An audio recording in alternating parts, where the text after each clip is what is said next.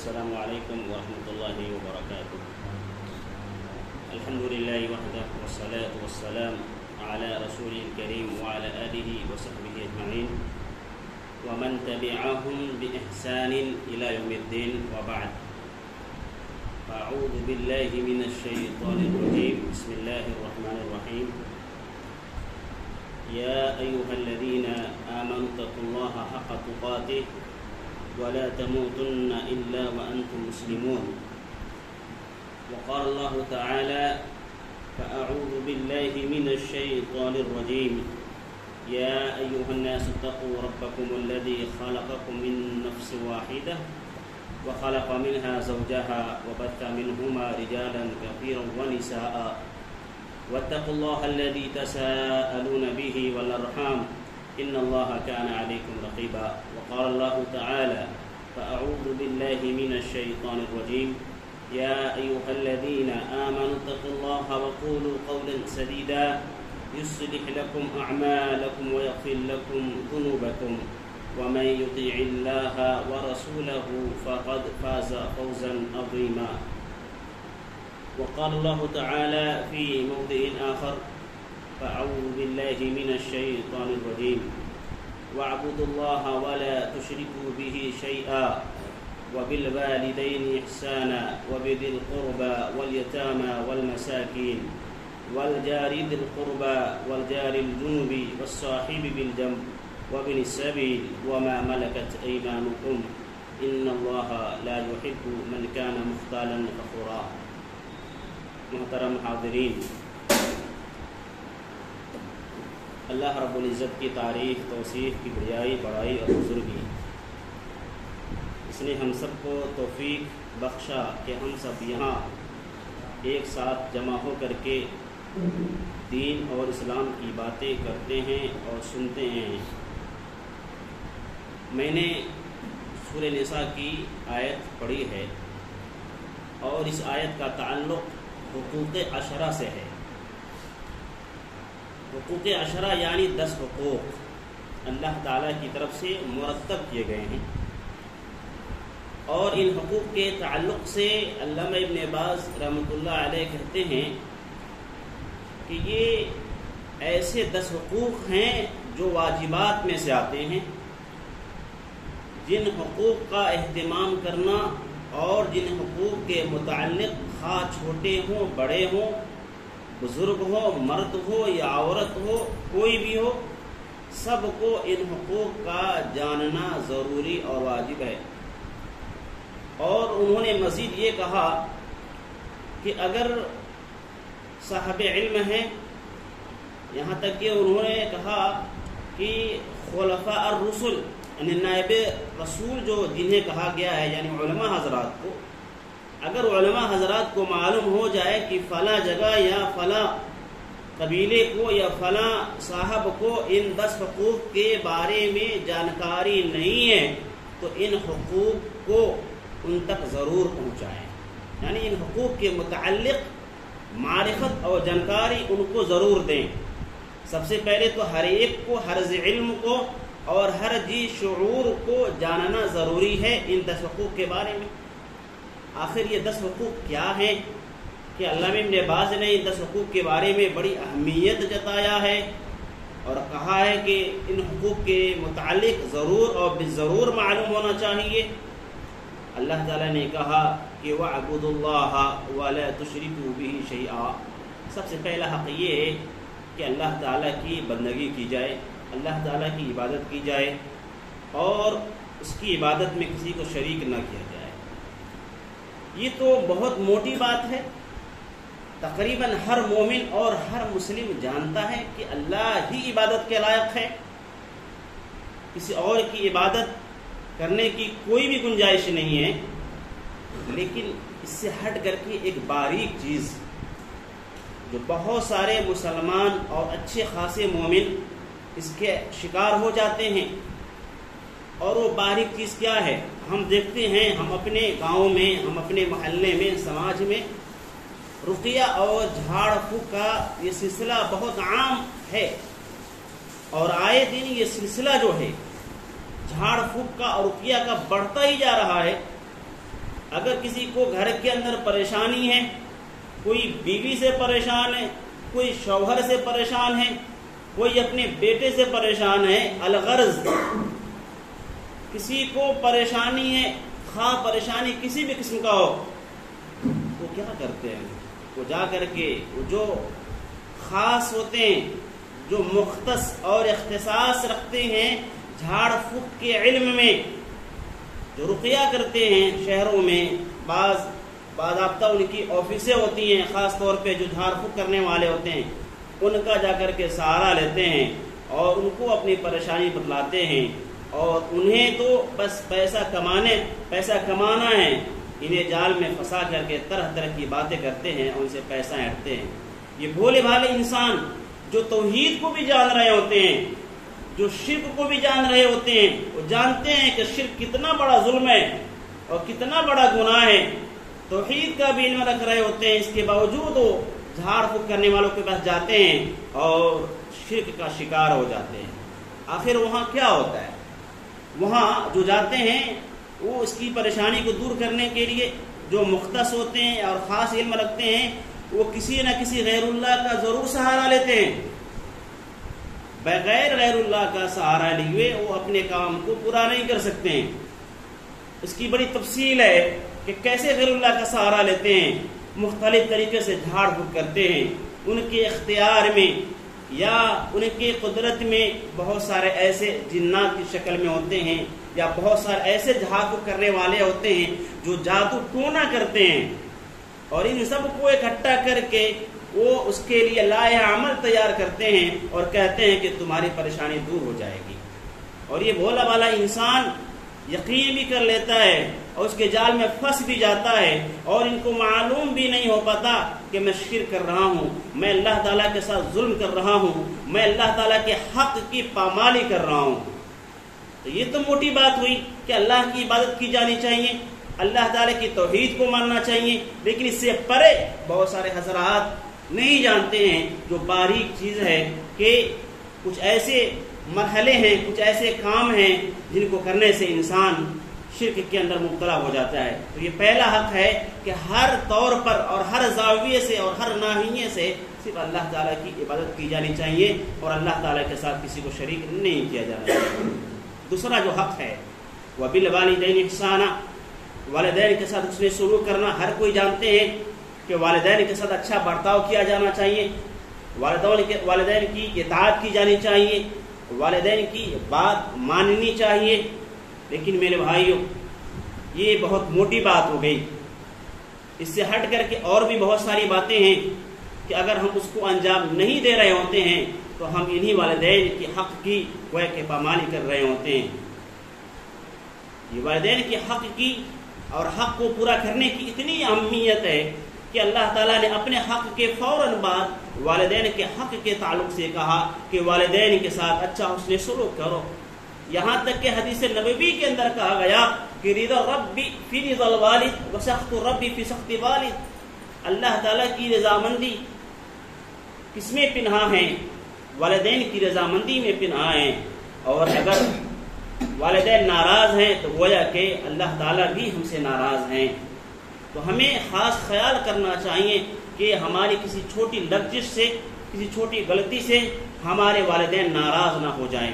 سوال یہاں پہ یہ ہوتا ہے کہ والدین میں سے سب سے زیادہ کس کی بات ماننی چاہیے؟ بہت سارے حضرات ایسے ہوتے ہیں جو شکار ہوتے ہیں، اوپر اور نیچے کے شکار ہوتے ہیں۔ بہت سارے حضرات ایسے ہوتے ہیں جو ماں سے زیادہ باپ کو اہمیت دیتے ہیں۔ بہت سارے ایسے حضرات ہیں جو باپ سے زیادہ ماں کو اہمیت دیتے ہیں اور بالکل باپ کو بھول جاتے ہیں۔ نہیں میرے بھائیوں، دونوں کا خاص خیال رکھنا ہے۔ وہ صحیح بات ہے، وہ حدیث ہے جب اللہ کے رسول صلی اللہ علیہ وسلم سے پوچھا گیا کہ اللہ کے رسول صلی اللہ علیہ وسلم ہمیں بتائیے کہ ہمارے حسن سلوک کا سب سے زیادہ حقدار کون ہے، تو اللہ کے رسول صلی اللہ علیہ وسلم نے کہا تھا، 3 مرتبہ کہا تھا کہ تمہاری ماں، تمہاری ماں، تمہاری ماں۔ پھر 4تھی مرتبہ اللہ کے رسول نے کہا کہ تمہارا باپ تمہارے حسن سلوک کا سب سے زیادہ حقدار ہے۔ تو اس کا مطلب یہ نہیں ہے کہ ہم اپنے باپ کو بھول جائیں اور صرف اپنے ماں کی خدمت کریں، ہم صرف اپنے ماں کی بات مانیں۔ ماں کی بات ماننے کے ساتھ ساتھ ہمیں ایسا نہیں ہے کہ ہمارے باپ نے ہمارے لیے کچھ نہیں کیا ہے۔ باپ کی قربانی الگ ہے، ماں کی قربانی الگ ہے۔ وہ کہا گیا کہ ان الجنت تحت اقدام الامہات، اس آیت کو بھی ہم سامنے رکھ کر کے اپنے باپ کو نہ بھول جائیں کہ ہم ماں کی خدمت کرتے رہیں گے تو ہمیں جنت مل جائے گی۔ اس حدیث کا یہی مطلب ہے کہ جنت ماں کے قدموں کے نیچے ہیں۔ ماں کے قدموں کے نیچے ہونے کا مطلب یہ ہے کہ ان کی خدمت کی جانی چاہیے، ان کی اطاعت ہر معاملے میں کی جانی چاہیے، لیکن یہ مطلب بھی نہیں ہے کہ ہم یہ سوچیں کہ ہمیں جنت مل جائے گی ماں کی خدمت کرتے کرتے، اور دوسری طرف ہمارا باپ ہمارے حسن سلوک کا مستحق ہے، ہمارا باپ لاغر کو پہنچ چکا ہے، کم سن ہو چکے ہیں، وہ بوڑھے ہو چکے ہیں، کمزور ہو چکے ہیں، ہم اپنے باپ کو نہیں دیکھ رہے ہوتے ہیں۔ اور یہ کب معاملہ ہوتا ہے؟ جب یہ معاملہ جوائنٹ فیملی سے ہٹ کر کے ہوتا ہے۔ جوائنٹ فیملی میں بہت حد تک جب ایک ساتھ رہ رہے ہوتے ہیں تو ہمارے سامنے والدین ہوتے ہیں، نہ چاہتے ہوئے بھی بہت سارے لوگ والدین کی خدمت کر ڈالتے ہیں، لیکن جوائنٹ فیملی کے علاوہ جو اولاد الگ ہیں، ماں الگ ہے، بہت سارے حضرات ایسے ہیں جو اپنے ماں کو ساتھ میں رکھے رہتے ہیں، بہت سارے حضرات ایسے ہوتے ہیں جو اپنے باپ کو الگ رکھ رہے ہوتے ہیں، تو وہاں پر باپ کی اطاعت یا باپ کی خدمت نہیں ہو پاتی ہے، یا دونوں کے برعکس صرف باپ کو رکھے رہتے ہیں، ماں الگ رہتی ہیں۔ تو گویا کہ یہ چیز جو ہمارے سماج کے اندر ہے، یہ مفقود ہوتا نظر آ رہا ہے۔ یہ جو سلسلہ ہے دونوں برقرار رہنا چاہیے۔ جہاں ہم اپنے باپ کے بارے میں سوچیں وہیں ماں کے بارے میں بھی ہمیں سوچنا ہے۔ دونوں کا سسٹم ہمیں سامنے رکھ کر کے چلنا ہے، تب جا کر کے ہم رضا رب فی رضا الوالد و سخط رب فی سخط الوالد کے ہم مستحق ہو سکتے ہیں۔ ورنہ اگر ہماری خدمت میں اور ہمارے حسن سلوک میں اگر کمی کوتاہی ہوگی تو پھر ہم اللہ کے ناراضگی کا شکار ہو سکتے ہیں۔ اور اسی لیے اللہ تعالیٰ نے کہا چلو یہ بحیات ہیں تو یہ معاملہ ہے، ہر حال میں ان کی خدمت کرنی ہے۔ اگر بحیات نہیں ہے، اللہ تعالیٰ نے کہا کہ رب ارحمہما کما ربیانی صغیرا، اللہ تعالیٰ نے اپنے بندوں کو گویا کہ یہ دعا سکھلایا کہ اگر تمہارے والدین فوت ہو جائیں تو تم ان کے لیے دعا کرو، رب ارحمہما کما ربیانی صغیرا۔ اور آپ یہ جب دعا ضرور پڑھیں گے تو آپ کو ضرور یاد آئے گا کہ اس دعا کے اندر یہ چیز موجود ہے کہ آپ کی تربیت آپ کے والدین نے کتنی مشکلات جھیل کر کے کیے ہیں۔ جب آپ یہ آیت پڑھیں گے تو آپ کی تربیت کے متعلق بھی آپ کو یاد آئے گا، تو ضرور بھی ضرور آپ اس دعا کو ضرور اپنے والدین کے حق میں کرتے رہیں گے، رب ارحمہما کما ربیانی صغیرا۔ تو یہ پہلا حق بھی کتنا عام ہے جو اللہ تعالیٰ کا حق ہے، دوسرا جو حق ہے والدین کا حق ہے، یہ بھی بہت اہمیت کا حامل ہے، تیسرا جو حق ہے وہ بھی ذی القربیٰ، قرابت داروں کے ساتھ یعنی رشتہ داروں کے ساتھ اس نے سلوک کرنا۔ دیکھا یہ جاتا ہے، اور آج کے حالات ایسے ہو گئے ہیں کہ ہم صرف اپنی فکر کر رہے ہوتے ہیں اور اپنے رشتہ داروں کو بھول جاتے ہیں۔ وہ بھی ذی القربیٰ، قرابت دار خواہ کوئی بھی ہو، نسبی ہو یا غیر نسبی ہو، رشتہ دار جیسے بھی ہوں، قریب کے رشتہ دار ہوں یا دور کے رشتہ دار ہوں، سب رشتہ داروں کے ساتھ ہمیں اچھا حسن سلوک کرنا ہے، تب جا کر کے حقوق عشرہ میں ہم شامل ہوں گے اور حقوق عشرہ جیسے واجب اہم امور کو ہم انجام دیں گے۔ مختصر طور پہ اس کے بعد والیتامی والمساکین، یہ جو کہا گیا وہ بھی ذی القربیٰ والیتامی والمساکین، قرابت دار خواہ ہوں، خواہ یتیم ہوں، خواہ مسکین ہوں، اگر تینوں میں سے کوئی بھی ہمارے دعم کا، ہمارے تعاون کا اور ہمارے مساعدے کا یا ہماری مدد کا، اگر تینوں میں سے کوئی بھی واقعی میں مستحق ہیں تو ہمارے اوپر کیا فرض بنتا ہے، اور ہمارا اسلام اور ہماری شریعت کیا ہمیں بتاتی ہے کہ ہم یتیموں کے ساتھ بھی ویسا ہی حسن سلوک کریں، مسکینوں کے ساتھ بھی ہم حسن سلوک کریں، قرابت داروں کے ساتھ بھی حسن سلوک کریں۔ حسن سلوک کرنے کا مطلب کیا ہے؟ ہم کیسے حسن سلوک کر سکتے ہیں؟ کہ ہم اچھی بات کر کے ہم حسن سلوک کے فریضے کو انجام دے سکتے ہیں؟ کہ ہم میٹھی میٹھی بات کر کے اپنے رشتہ داروں کو خوش رکھ سکتے ہیں؟ نہیں میرے بھائی، جو ضرورت مند ہے، مصیبت کے وقت، پریشانی کے وقت، کسی بھی چیز کا اگر وہ محتاج ہیں، ان تینوں میں سے، مسکینوں میں سے، یتیموں میں سے، رشتہ داروں میں سے، تو ہم حتی المقدور ان کی تعاون کریں، ان کی مدد کریں، تب جا کر کے ہم صحیح معنوں میں ان کے ساتھ حسن سلوک کریں گے۔ آگے فرمایا اللہ تعالیٰ نے کتنے حقوق ہو گئے، وَبِذِي الْقُرْبَى وَالْيَتَامَى وَالْمَسَاكِينِ، 5 حقوق ہو گئے۔ چھٹا حقوق ہے وَالْجَارِ ذِي الْقُرْبَى وَالْجَارِ الْجُنُوبِ۔ مفسرین کہتے ہیں وَالْجَارِ ذِي الْقُرْبَى، اس سے مراد یا تو وہ جو ہمارے ساتھ جو قریب کے پڑوسی ہیں، یا جو ہمارے قرابت دار یا رشتہ دار کے جو پڑوسی ہیں وہ مراد ہیں۔ اور آگے جو آیت ہے وَالْجَارِ الْجُنُوبِ، اور دور کے پڑوسی، تو گویا کہ علامہ قرطبی رحمۃ اللہ علیہ نے کہا کہ وَالْجَارِ ذِي الْقُرْبَى، جو آپ سے قریب، جو آپ کے قریب میں آس پڑوس میں جو پڑوسی رہتے ہیں وہ مراد ہیں، تو ان کے ساتھ بھی اچھا اس نے سلوک کرنا ہے۔ گویا کہ پڑوسی کی بھی بڑی اہمیت ہے، پڑوسی کے بارے میں بھی ہمیں خیال کرنا ہے۔ عربوں کے اندر ایسے ہی یہ مقولہ مشہور نہیں ہے کہ جب آپ کوئی نیا گھر لیں یا کسی جگہ آپ قیام کرنا چاہیں، سکونت پذیر ہونا چاہیں، تو سب سے پہلے آپ پڑوسی کو دیکھیں کہ آپ کا پڑوسی کیسا ہے، اور جب آپ وہاں پر سکونت پذیر ہو جائیں تو ایک طریقہ بھی بتلایا گیا، ایک سسٹم بھی بتلایا گیا کہ آپ پڑوسیوں کے ساتھ کیسا حسن سلوک کریں گے، آپ کیسا برتاؤ کریں گے کہ آپ اور آپ کے پڑوسی کے اندر محبت بڑھے گی، آپ ایک دوسرے کے ساتھ تعاون کریں گے، آپ ان کے کام آئیں گے، وہ آپ کے کام آئیں گے۔ عربوں کے اندر یہ مشہور مقولہ ہے کہ الجار احق بصحبہ، آپ کا پڑوسی آپ کے تعاون کا یا آپ کے حسن سلوک کا سب سے زیادہ حقدار ہے۔ آپ وقتاً فوقتاً ہدایہ و تحائف ان کو پیش کرتے رہیں، ضرورت کے اعتبار سے اگر وہ بیمار ہو جائیں تو ان کی عیادت کرتے رہیں، یہ پڑوسی کا حق ہے۔ وہ لمبی فہرست ہیں کہ پڑوسی کے کیا کیا حقوق ہیں، وہ لمبی فہرست ہم جانا نہیں چاہتے ہیں۔ تو مفسرین نے کہا وَالْجَارِ ذِي الْقُرْبَى، جو آپ کے جو بالکل قریب ہیں ان کے ساتھ بھی آپ کو اچھا حسن سلوک کرنا ہے۔ اور کہا گیا کہ وَالْجَارِ الْجُنُوبِ، جو آپ سے قریب نہیں ہیں، آپ کے گھر سے 1 کلومیٹر دور، 5 کلومیٹر دور پر اگر کوئی ہے، وہ دور میں ہے، تو آپ ان کے ساتھ بھی اچھا حسن سلوک کریں۔ الغرض قرآن ہمیں کیا بتلا رہا ہے اس آیت سے کہ خواہ کوئی بھی ہو، پڑوسی ہوں، قریب کے پڑوسی ہوں، دور کے پڑوسی ہوں، کوئی بھی ہو، الغرض ہمیں ان کے ساتھ اچھا حسن سلوک کرنا ہے، ہمیں اپنے اچھے اخلاق کا، اچھے کردار کا مظاہرہ کرنا ہے، ہمیں ثبوت دینا ہے کہ ہم اسلام والے ہیں، ہم مومن ہیں، ہم مسلم ہیں۔ اور آگے جو یہ کتنے حقوق ہو گئے، وَالْجَارِ ذِي الْقُرْبَى وَالْجَارِ الْجُنُوبِ، 6 اور 7 حقوق ہو گئے۔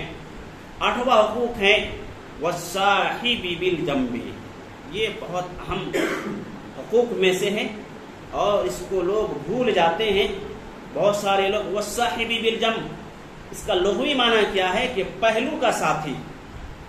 پہلو کے ساتھی سے کیا مراد ہے؟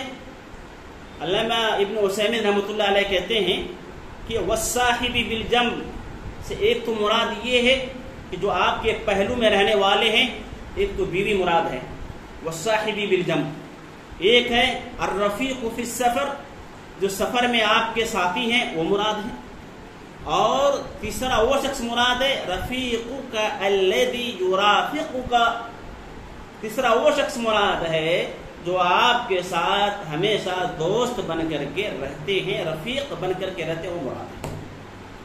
تو خواہ والصاحب بالجنب سے مراد بیوی ہو یا والصاحب بالجنب سے مراد سفر کے آپ کے ساتھی ہوں، خواہ والصاحب بالجنب سے مراد آپ کے دوست ہوں، آپ کے جگری دوست ہوں جو آپ کے ساتھ ہمیشہ رہتے ہیں، آپ کے کاروبار کے ساتھی ہیں، آپ کے تجارت کے ساتھی ہیں، کوئی بھی ہیں، تینوں میں سے کوئی بھی ہو، بیوی کا جو حق ہے آپ کو بیوی کے حق کو پورا ادا کرنا ہے۔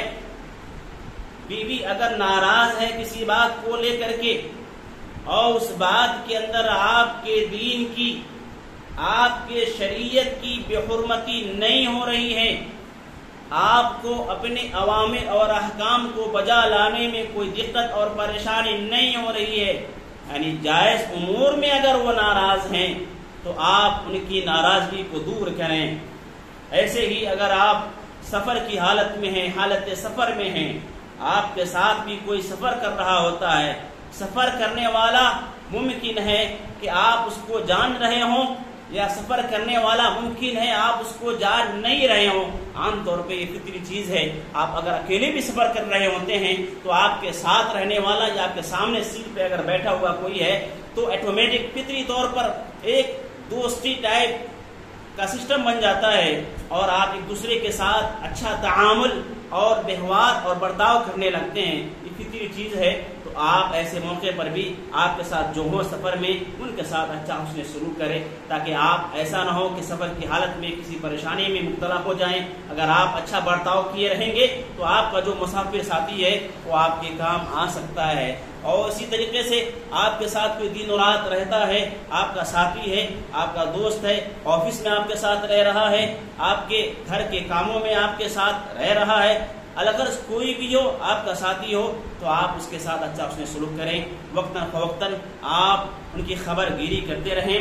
اور جو وما ملکت ایمانکم، جو نواں جو حق ہے، وما ملکت ایمانکم، اللہ تعالیٰ نے کہا جو آپ کے اختیار میں، وما ملکت ایمانکم، اور ان کے ساتھ بھی احسان کرنا ہے، حسن سلوک کرنا ہے جو آپ کے اختیار میں ہو۔ آپ کے اختیار میں کون ہو سکتا ہے؟ یہ عطف ہے، تمام حقوق پر شروع میں کہا گیا وبالوالدین احسانا، والدین کے ساتھ اچھا حسن سلوک کرنا ہے، تو احسان کا جو لفظ ہے یہ عطف تمام حقوق پر آ رہا ہے، سب کے ساتھ حسن سلوک کرنا ہے۔ وما ملکت ایمانکم، آپ کے پاس دکان ہے، آپ بڑے کاروباری ہیں، اور آپ کے زیر اثر بہت سارے خدام، بہت سارے عامل، بہت سارے کام کرنے والے رہتے ہیں، ان کے ساتھ بھی آپ کو حسن سلوک کرنا ہے۔ وما ملکت ایمانکم، تو بظاہر جو آیت ہے اس سے مراد وہ ہیں جو غلام ہیں۔ پہلے زمانے میں عربوں کے اندر، اللہ کے رسول کے زمانے میں یا اس سے پہلے کے دور میں غلام کا ماحول تھا، لونڈیاں رہتی تھیں، تو گویا کہ بظاہر جو مراد ہے وہی مراد ہے، غلام مراد ہے، لونڈیاں مراد ہے کہ ان کے ساتھ اچھا اس نے شروع کرنا ہے۔ لیکن چونکہ آج وہ حالات نہیں رہے، غلام کا ماحول نہیں رہا، لونڈیاں نہیں رہیں، تو جو ہمارے ساتھ کام کرنے والے ہیں، جو ہمارے نوکر ہیں، جو ہمارے خدام ہیں، جو ہمارے عاملین ہیں، ہم ان کے ساتھ اچھا اس نے سلوک کریں، ہم ان کے ساتھ اچھا برتاؤ کریں۔ اس کے بعد فرمایا وما ملکت ایمانکم، اس سے پہلے جو فرمایا کہ والجار الجنب والصاحب بالجنب وابن السبیل، وما ملکت ایمانکم یہ بعد میں ہے، میں نے 10واں حقوق کو بیان کر دیا، اور یہ 9واں حقوق جو ہے وابن السبیل، 10واں حقوق کو میں نے بیان کیا، وما ملکت ایمانکم وابن السبیل، اور لفظی جو معنی ہے اس کا کہ راستے کا بیٹا۔ راستے کا بیٹے سے کیا مراد ہوتا ہے؟ قرآن مجید کے اندر بہت سارے مقامات پر وابن السبیل کہا گیا ہے، اور حدیث کے اندر بھی کہا گیا کہ کن فی الدنیا کأنک غریب، اور عابر السبیل کا معنی کہا گیا ہے حدیث کے اندر اکثر جگہوں پہ۔ عابر السبیل، عابر کا معنی ہوتا ہے پار کرنے والا، کراس کرنے والا، سبیل کے معنی راستہ کراس کرنے والا، گویا کہ مسافر مراد ہے۔ وہ اپنی سبیل، ابن کے معنی بیٹا، سبیل کے معنی راستہ، راستے کا بیٹا گویا کہ مسافر۔ تو تقریباً باتیں ہو چکی ہیں اس کے اندر، والصاحب بالجنب کے اندر تینوں جو مراد تھے اس کے اندر رفیق سفر مراد تھے، وہ اپنی سبیل پھر بعد میں تاکیداً کہا گیا کہ جو مسافر ہوں ان کے ساتھ بھی اچھا اس نے شروع کرنا ہے۔ اچھا اس کے اندر وہ صاحب بالجنب کے اندر کیا مراد تھا؟ آپ کے ساتھ جو سفر کر رہے ہوں، وہ اپنی سبیل کے اندر کیا مراد ہے؟ عام مسافر مراد ہے۔ آپ مقیم ہیں، کوئی مسافر ہے، آیا مسافر سفر کی حالت میں ہے، آپ اپنے گھر پر موجود ہیں، آپ دیکھ رہے ہیں کہ یہ مسافر ہیں اور آپ کے تعاون کا محتاج ہے، آپ کے حسن سلوک کا محتاج ہے، تو آپ سے جتنا ہو سکتا ہے اس مسافر کی آپ مدد کریں۔ پہلے زمانے میں یہی ہوتا تھا، لوگ مہینوں تک سفر کر رہے ہوتے تھے، ہفتوں تک سفر کر رہے ہوتے تھے، کوئی پیدل سفر کرتے تھے، کوئی گھوڑوں پر سفر کرتے تھے، کوئی اونٹوں پر سفر کرتے تھے، تو وہ سفر پہلے زمانے میں بہت مشکل ہوا کرتا تھا۔ اور ایک روایت کے اندر یہ بھی ہے کہ سفر یہ جہنم کے آگ کے ٹکڑوں میں سے ایک ٹکڑا ہے، یہ کہا گیا سفر کو۔ تو پہلے زمانے میں سفر بہت مشکل ہوا کرتا تھا، اور آج چونکہ گاڑیاں ہو گئی ہیں، سہولیات زیادہ ہیں، سفر آسان ہے، اتنی آسانیوں کے باوجود بھی سفر آج بھی مشکل ہے۔ تو اگر کوئی مسافر ہے اور اگر کوئی مقیم ہے تو مقیم پر واجب ہے، اللہ ابن عباس نے کہا کہ یہ 10 حقوق ہیں، یہ واجبات میں سے ہیں۔ تو جتنے حقوق بیان کیے جا رہے ہیں گویا کہ جو حسن سلوک کرنا ہے اور اچھا برتاؤ کرنا ہے یہ ضروری میں سے ہے، واجب میں سے ہیں۔ آپ مقیم ہیں، کوئی مسافر ہے آپ کے سامنے اور آپ کا محتاج ہے، وہ ضرورت مند ہے، تو آپ اس کی ضرورت کو پوری کریں۔ تو یہ 10 حقوق ہیں، ان 10 حقوق کو ہر حال میں ہمیں ادا کرنا اور پورا کرنا اور اسے خیال کرنا اور اس کے بارے میں سوچنا اور اس کے بارے میں جانکاری رکھنا، اور جن کو ان حقوق کے بارے میں جانکاری نہیں ہے ان تک ان حقوق کو پہنچانا واجب اور ضروری ہے۔ اس آیت کی آخری بات جو اللہ تعالی نے کہا کہ ان اللہ لا يحب من كان مختالا فخورا، کہ اللہ تعالیٰ ایسے شخص کو پسند نہیں کرتا ہے جو گھمنڈ ہو، جو گھمنڈی ہو، جو فخر کرنے والا ہو، جو حسد کرنے والا ہو۔ آخر اللہ تعالیٰ نے اخیر میں اس بات کو کیوں دہرایا، کیوں کہا؟ مطلب واضح ہے کہ جس کے اندر انانیت ہوگی، جس کے اندر فخر ہوگا اور جس کے اندر غرور ہوگا اور جس کے اندر گھمنڈ ہوگا، تو وہی شخص ان 10 حقوق کو ادا کرنے میں کوتاہی کرے گا۔ جس کے اندر انانیت نہیں ہوگی وہ یقینی طور پر ان 10 حقوق کو ضرور ادا کرے گا۔ تو اگر ہمارے دل کے اندر اس طرح کی کوئی بھی اگر بات ہے، اگر چھوٹی سی بھی انانیت پائی جاتی ہے، اگر ہمارے اندر غرور ہے، گھمنڈ ہے، اپنے مال کو لے کر کے، اپنی شخصیت کو لے کر کے، اپنے عہدے کو لے کر کے، الغرض اللہ تعالیٰ نے آپ کو خوبیوں سے نوازا ہے، اللہ تعالیٰ نے آپ کو نعمتوں سے نوازا ہے، تو اس کو لے کر کے اگر آپ فخر میں مبتلا ہیں تو اس چیز کو چھوڑ دیں اور اس چیز سے پرہیز کریں۔ یقینی طور پر یہ چیزیں اگر ہمارے اندر نہیں رہیں گی تو ہم ان 10 حقوق کو ضرور ادا کریں گے اور کوشش کریں گے کہ ہم بھی ادا کریں، ہم اپنے بچوں کو بھی ان حقوق کے بارے میں ضرور بتلائیں۔ ہمارے جو گھر کے اندر جتنے افراد ہیں، آس پڑوس کے جتنے افراد ہیں، ان کو بھی ان حقوق کے بارے میں ضرور جانکاری دیں۔ یہ مختصر سی باتیں تھیں جو سورہ نساء کی آیت کے تناظر میں یہ 10 حقوق کے بارے میں کہا گیا۔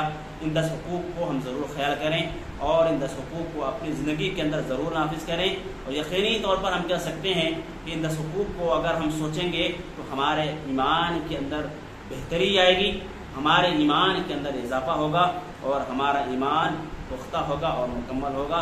اللہ تعالیٰ سے دعا وہ ہے کہ اللہ تعالیٰ جتنی باتیں ہوئی ہیں ان تمام باتوں پر قائل اور آپ تمام سامعین، ناظرین اور حاضرین کو عمل کرنے کی توفیق عطا فرمائیں۔